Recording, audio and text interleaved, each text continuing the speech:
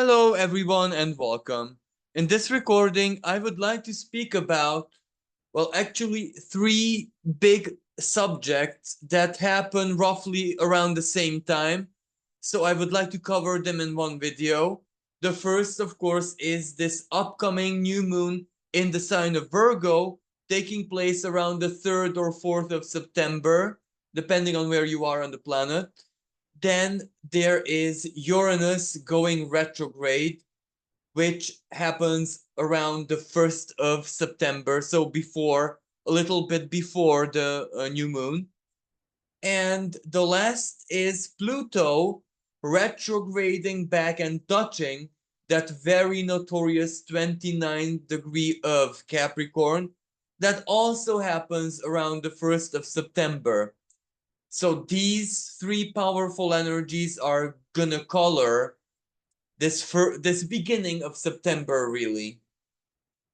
So out of the three subjects, I think I'm going to begin with the new moon in Virgo, because this comes with its own specific, even if it's very, very subtle, and the other major energies might, how should I say, eclipse this, in the sense that we might not even pay attention to the energies of the new moon. And it can be very important. So this new moon takes place at 11 degree and 4 minutes of the sign of Virgo. Um, the specific of it is that it doesn't hold a very exact celestial conversation with any major planet. It does hold a little bit of opposition with Saturn, Saturn being retrograde at 16 degree of the sign of Pisces. It is rather close to dwarf planet Orcus, a, a dwarf planet very similar to Pluto, but very different in its methodology. Let's not complicate things right now. But that means a certain kind of change, a certain kind of progress, a certain kind of action that this new moon is a portal to. Why do I say that? Well, on one hand, the ruler of the new moon is Mercury. Mercury at this moment is just barely starting to go direct back on its shadow path. It went direct on the 28th or 29th of August. So that was very, very recently compared to the new moon. So this immediately means Mercury is wrapping up. Mercury is adding the finishing touches or doing something with the clarity it achieved, what it learned, whatever it has done, provoked under the Mercury retrograde period. It is now wrapping up. It is still in Leo. So wrapping it up in the dimension of the heart is the main theme. But I say dimension of the heart, but it's highly creative energy.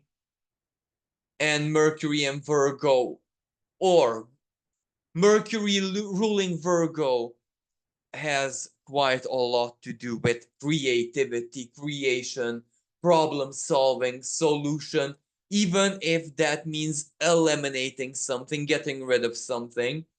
And getting rid of something may be suggested by Saturn, ultimately. Saturn retrograde, something that comes from the past or lingers from the past or whatever. And Saturn in the sign of Pisces,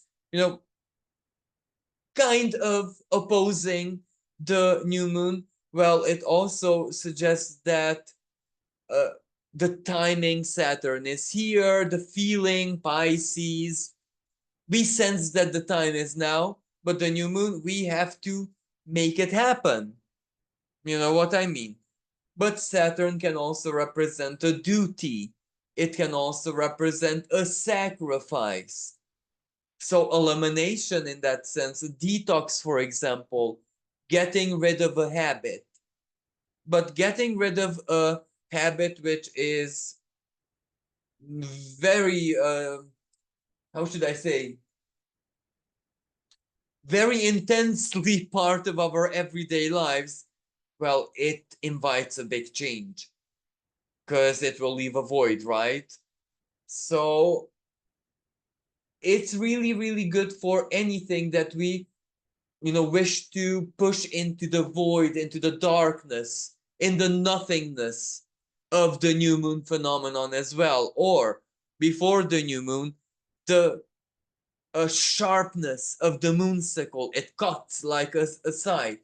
It cuts like a sickle, actually, like a harvest. So sometimes you have to cut the weed, which is, suffocating our beloved plant or whatever we're growing. So, yes, this might be a really good moment for detox or Mercury retrograde specific to execute a plan or to start solving a problem because we have it figured out. So this is really, really good in that sense. Now, Virgo is also a medical energy. It has to do with our physical body, especially digestive tract, gut. It also rules microorganisms. So a new moon, something could result that is specific of this theme in the world out there. And we know that there is a lot of pending or in the progress, um what's the word I'm looking for, not necessarily pandemic but epidemic, yeah, I do believe that, with monkeypox and polio outbreaks and all of that. So a new moon, the crisis, right, but also the solution, the necessity of the solution, maybe a preemptive measure. So we can see the medical part being already in creation, so to speak. And Virgo is about work and sacrifice, new projects, new um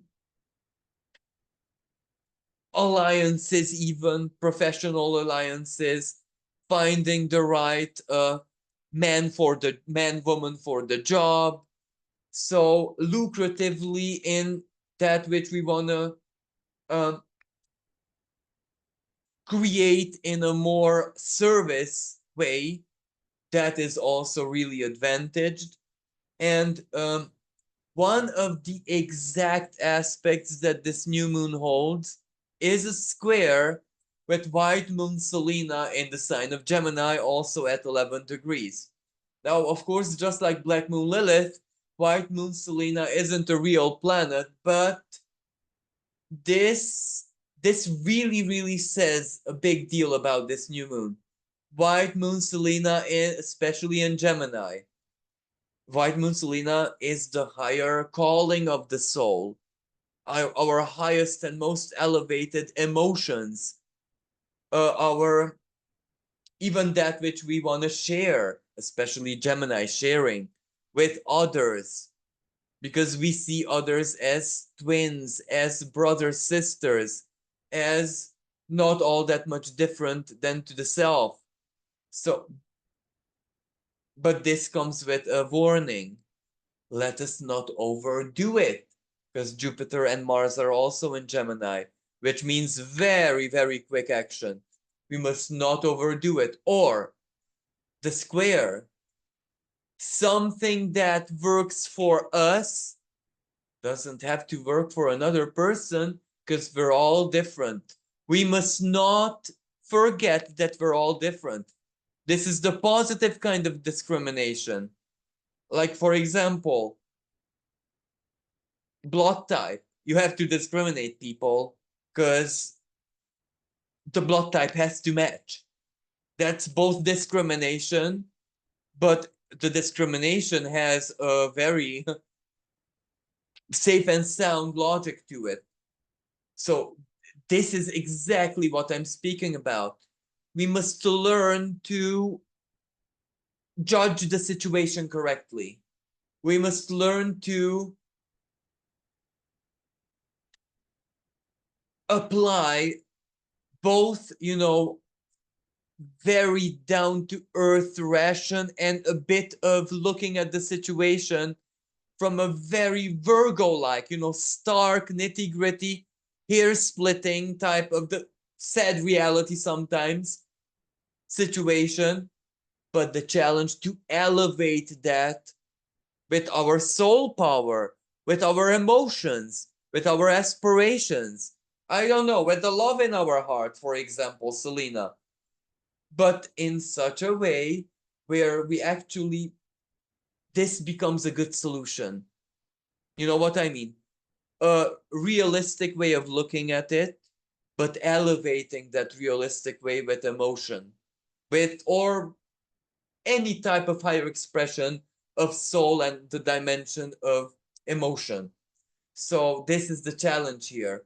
For example, to discriminate positively or something positive to result from discrimination. Uh, Pisces Virgo axis. When you quarantine someone, well, that's a discrimination, but positive. Understand the build of the energy and apply it to any situation. So this is what the new moon challenges us with. And this is in a way supported by being on top of a fixed star named Zosma. Now, this fixed star is a rather positive, benevolent one because it is one which bestows really sharp and keen intellect. This goes hand in hand with Virgo. This goes hand in hand also with the fact that we're after wrapping up a Mercury retrograde period because we learned. So, of course, we're keen. Our minds are keen and sharp. But there's another side to this because with great intelligence and knowing knowledge, uh, sometimes sadness, sometimes disillusionment, sometimes a certain kind of unhappiness, a feeling of restriction follows. Like, let me give you an example. If a child looks up to the sky, it is truly, truly pure magic and infinite for the child. The adult who knows astronomy, not as much. Exactly what I'm speaking about. So, knowing and knowledge has its price. But ultimately, this fixed star also speaks about losses in childhood. So if we put a new moon phenomenon on top of it, Virgo, that can be quite a healing energy, right? Knowledge heals. Knowledge helps understand. Knowledge does something positive. And not just knowledge. Remember the square with White Moon Selena. We must make that knowledge counteract the dark side of knowing, the unhappiness, the feeling of restriction, limitation. The devil is in the details, right? We can, by giving a more elevated meaning to what we're doing with our minds, how we're solving the problem, or eliminating something or whatever the specifics, we're really, really helping it a great deal. And finally, the Sabian symbol of this new moon, which I also find very symbolic. It says that a bride with her veil snatched away. Bride, very Virgo-like because she is pure, virgin. Okay, in the traditional sense. I'm not saying modern time brides, but you know what I'm symbolically. And that's the role of the veil, to hide the sacredness, to hide the innocence, to protect, because only the divine can see She is the divine's child because she is that pure and untouched. Snatching the veil away, we see things for what they are. That doesn't mean that the bride lost her innocence, but it means that, well, she's a bride, so she has to sacrifice her innocence for life, Virgo bride, life to take on its normal course. So again, but the revelation, something is going to be revealed. And this is where the square with White Moon Selena, we will see the realism, the reality, the maybe not so nice side of something. Star truth, Mercury. But Mercury retrograde, okay, it started in Virgo, but it went into Leo. So if the heart is intelligent enough to understand whatever here, White Moon, Selena, and Gemini, we can give a totally different meaning to the stark or grim reality that we see. And that changes everything. That really, really changes everything. So, in a bigger picture, this would be the new moon phenomenon. So, very mercurial, right? We really, this new moon is where we do something with the lessons or the energies or the practical applicability of this Mercury retrograde season in our lives, especially that Mercury is progressing forward on its shadow path so slowly and surely, wrapping up. Mercury trines Chiron, right? At the moment of the new moon, so profoundly healing energy. Mercury will trine Aries, right? After a few days after. Very sovereignistic, fighting for the self.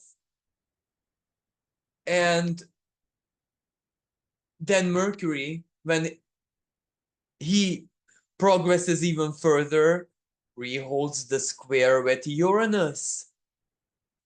And not the same Uranus he held the first two squares with, because now this is a retrograde Uranus.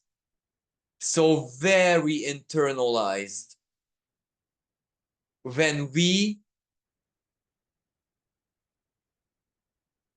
execute a radically different modus operandi than we usually do. Different mindset, different plan, different logic, different way of doing it, something different, mercurial, different person, different professional, different someone than our usual. The end result absolutely is going to be different. And why not better? Why not? I don't know. Anything in theme with Uranus. Newer, better, quicker, more improved, more modern, more, I don't even know, authentic for the future. Maybe it doesn't feel authentic for our same old Taurus, but whatever we get as a result of a different modus operandi, maybe that will be the usual for the future us and we don't even know it. You know what I mean? So this Mercury square Uranus will have its surprises and a massive dose of wisdom, and tied in with the new moon phenomenon, the epiphanies that are needed for this change of whatever it is that we're going to change. And finally, I'm not even sure the exact date, but if you give me just a moment, I can look at my notes when Mercury retrograde and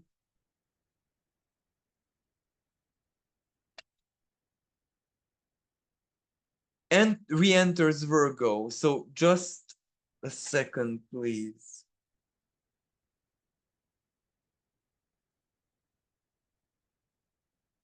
On the 12th, no, sorry, no. Around the 9th of September.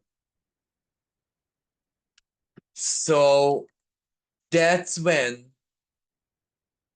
Mercury is going to be fully in its domain of Virgo. And around that time is when the executory phase of this energy truly begins. But let us speak about the other theme, Uranus. Well, Uranus retrograde. Um, Again, if you give me just a moment so I can check my notes of the. So we know that it kind of starts on the 1st of September and it lasts until around the 30th of January next year, if I'm not mistaken.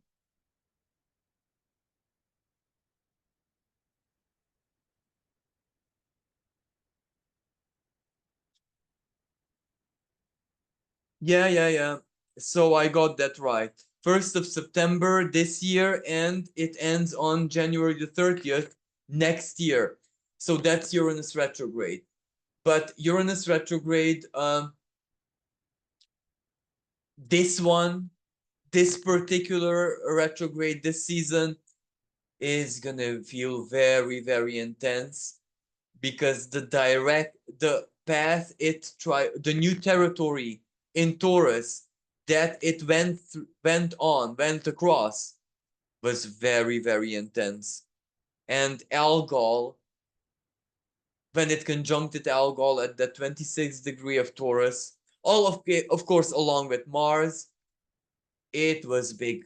It played out in a big, big way on the world stage. So, of course, the retrogradation will play out in a big way as well. Around the 1st of September is when things are in the most intense, because when Uranus stands still in the sky before it starts moving backwards, its symbolism is greatly amplified.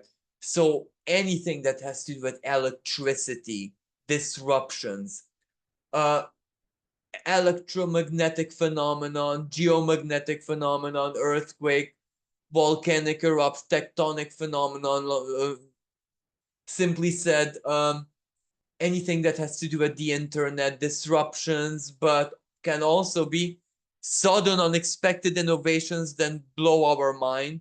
Because Uranus turning retrograde, someone finally releases something, spills a secret, or has a moment and decides that now's the moment to share something. So technology, but Uranus retrograde is also when you need to revise, but in a very serious way, some technology, especially aviation, jet engines, flight, anything like that, reactors. So the scientific nature and part of Uranus, but more importantly, it turns inward, right? Retrograde, so rebellion. We must watch our tempers. We must watch our nervous system basically going haywire. Self-discipline may be a little bit difficult around the first part of September as Uranus starts to make at least a few minutes backwards, so retrograding. Until it's just standing still, it's gonna be pretty tense. And we will feel this in our nervous system very, very deeply.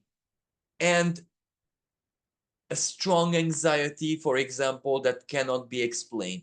Nervousness, edginess, irritation, everything irritates us. And I'm so sorry to say other more unpleasant things, but horniness, but the likes which come as a tour, you know that it's your hormones, but it's so intense that it almost hurts. Or anything where our nervous system is really, really disrupted big time by the electromagnetic phenomenon of the earth. And it might feel a bit heavy because we want to attribute something to it, that I'm like this, or this is what I feel, childhood trauma, or you know what, the typical stuff. And it's not. It's just the reaction of two electromagnetic fields. So it's not going to be easy. Be kind to yourself, but also be strict with yourself if you know you're going to lose control. So there's this. And then the revolution, the rebellion, enough is enough moment. Politically, economically, personally. So I really don't need to mention anymore here because it's like the maelstrom. We're already sucked in, so the journey towards the center, towards the bottom, towards the other end of the tunnel of the vortex is ongoing. This is another milestone in it. So it's going to be really, really intense, especially that as soon as this Uranus stands still, first it will receive the square from Mercury. Yes, Mercury, its lower octave. This already something is expressed. Something that either irritates us, bugs us, or we reach the conclusion, and it's very important for us to speak it out. There it is. This might open old conflicts, old wounds. This might put like hay on the fire. So it might amplify conflicts and things that are already in the picture. And more importantly, us, and this we will be able to feel a few days after this 1st of September, even though it is the 1st of September when it starts happening. And I'm speaking about a trine between Mercury. Sorry, no. Because for Mercury, it will be a quincunx. I'm speaking about a trine between Uranus and Pluto. Pluto already back at 29 degree of Capricorn. We had this trine in a very, I personally didn't even mention it in any of my horoscopes because it was that wide. It was just like, I don't know, I smell pizza, but the pizza place is 10 blocks away. So, you know what I mean. It was so insignificant in my personal opinion. Now, however, this trine is in its Earth version of it, it's as exact as it will get. So this is like a big unfolding of events, collectively speaking. What it's gonna be, we'll see, but this is where I do believe it's a big change. A massive change. For example, where a big government, so not a small country in the middle of nowhere, but a big government is overthrown, or something similar to this in social, political, economic, financial, or anything that has to do with structures, leadership, the symbolism of Capricorn. So expect turbulence. I don't know how it will play out. We'll see it. I know it's a trine. So, but how should I explain this in the simplest way to understand it? The French Revolution, right? How positive. For everyone who went to law school, that moment was like legendary. Legend was written. But if we would go back how it felt like there and then, That's what I'm speaking about. We are there and then. So we will see the scary part of it, even though it's a trine. However, thank God that scary, but the promise of new hope and the big ideal also has to be there, Uranus. Truth, stark, objective, undeniable truth has to be there, because Uranus. Politicians, the world of politics, exposed for what it truly is, truth, is also there because of Pluto, the corruption. Um, Pluto is also sexual energy. Capricorn, in a non 3D way, can represent. Now, I don't even know how to word this not to, not to be misunderstood. Let's go to nature. Getting a mate or getting to a mate, finding a mate is one thing. Mating is yet another thing totally. Keeping a mate, especially for species who keep their mates, now that's the challenging part. Especially, let's say, a pack of wolves. Well, the alpha, right? The alpha is basically everyone's boss. But that doesn't mean the alpha isn't challenged every mating season. So you know what I mean? That's Pluto in Capricorn, the sexual nature of it. The power of how one stays in alpha position.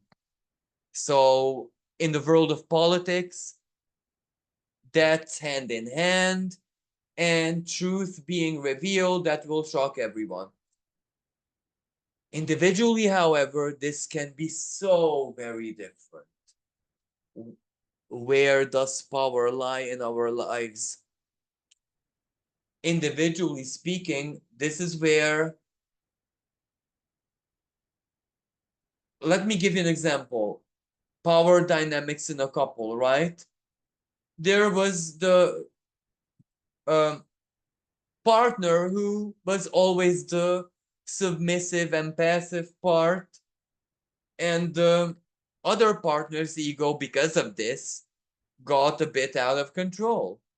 All of a sudden, the passive erupts like a Uranus in the sign of Taurus.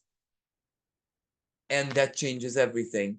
How? Either that the other partner will say, oh, okay. I had my ways for many years. I actually agree that time for you to have your freedom a bit, or you know what, or to compromise. I love you more. I don't want to split up. I'll accept anything. Because karmically, it's his or her turn. Or it can be a breakup where the passive partner says, sorry, for me, this cannot continue anymore. But the next relationship, the empowerment of this trine, is going to be where things go in a healthy way. Because that person will know the healthy boundaries of when one has to permit and accept compromises for the sake of the other partner's happiness or whatever, and whenever they have to impose their own will and perspective or terms and conditions. But this can be career-wise, job. This is when a truth, something deeply authentic explodes and it changes everything. However, that might not be something new, even though Uranus is the planet of new, but it's retrograde. And because this is such a important trine that it somehow ties in with Pluto's transit in Capricorn, how it played out for you specifically. What has been going on in your life from 2008 onwards until the present moment. But of course, don't even look at which house area. Just recall this time frame of 16 or something like that years and look at the big picture.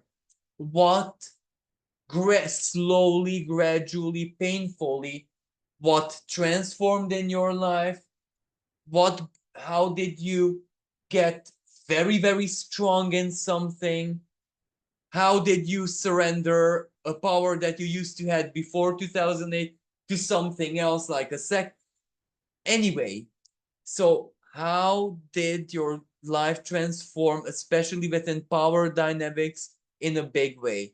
Because that is going to be wrapped up, or for some people, maybe not a wrap up, but rather than the opportunity to use their empowerment that period of 16 years has given them in a totally new way that supports them in a surprising and new fashion, new to the person specifically, not necessarily new generally.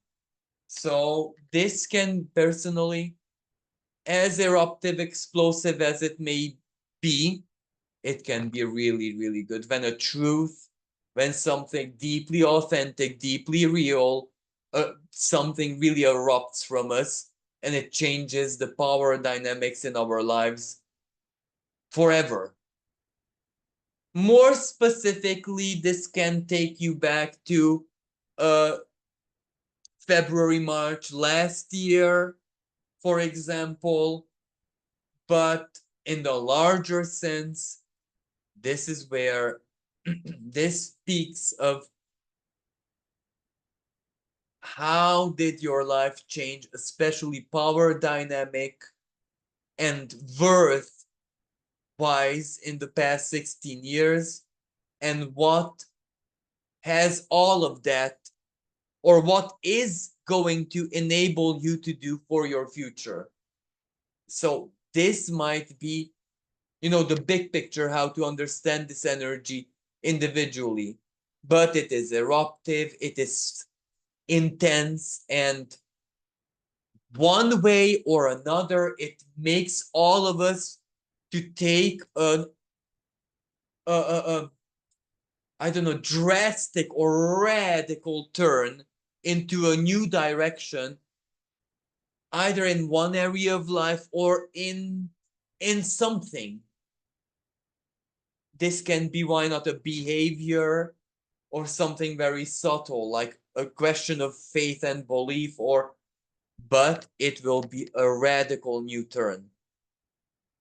A new turn that life has been coaching us, for some people very harshly, for others in a more constructive, lucrative, for others in a more sacrificial, limitative. Doesn't really matter which way, but our lives has been coaching us for whatever is meant to break out.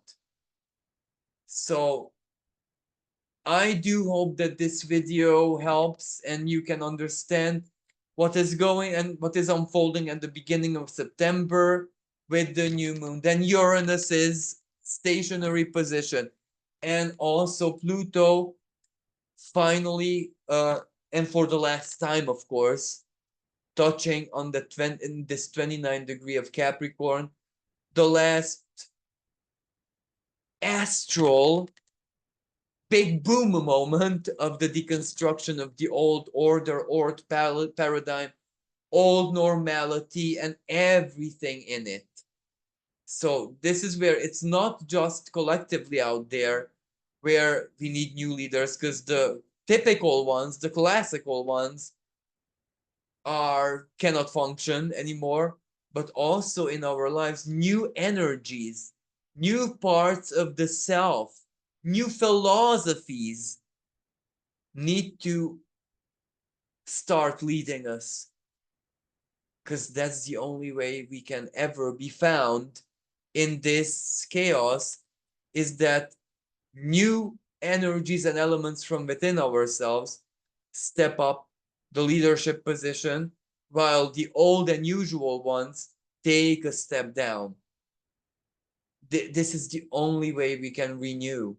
This is the only way we can find those passions, hobbies, what we love, what excites us in the future that right now are nowhere in sight, and we feel them as a big hole in our hearts. What's going on?